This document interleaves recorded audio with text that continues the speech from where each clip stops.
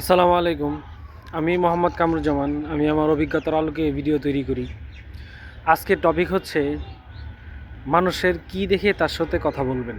তার physical age দেখে কথা বলবেন নাকি তার মেন্টাল এইজ দেখে কথা বলবেন।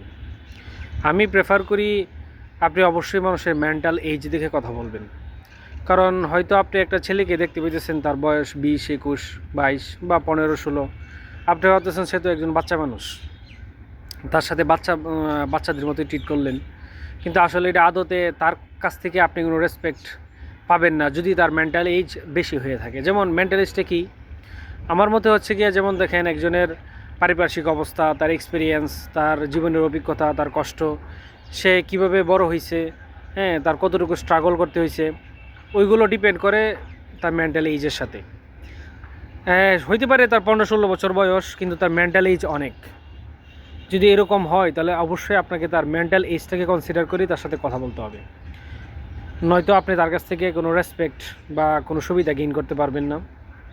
আর এমন অনেক সময় দেখা যায় যে একজন মানুষের বয়স অনেক বেশি, 30-40 আরও বেশি, কিন্তু দেখা গেলো তার মেন্টাল এজ এখনও বাচ্চাদের মতো, মানে ছোটো বাচ্চাদের মতো সব কিছু কনসিডার করে, মানে সব কিছুকে মানে হাসি তামাশা মনে করে, সব কিছুরে খুব লাইটলি দেখে, মানে একটা গুরুত্বপূর্ণ বিষয়কে সে লাইটলি দেখে। হ্যাঁ, এই সমস্ত ক্ষেত্রেও কিন্তু আপনাকে এটাকে তার মেন্টাল এইজটা ক্যালকুলেট করতে হবে যে তার মেন্টাল এইজে কোন স্টেজে আছে।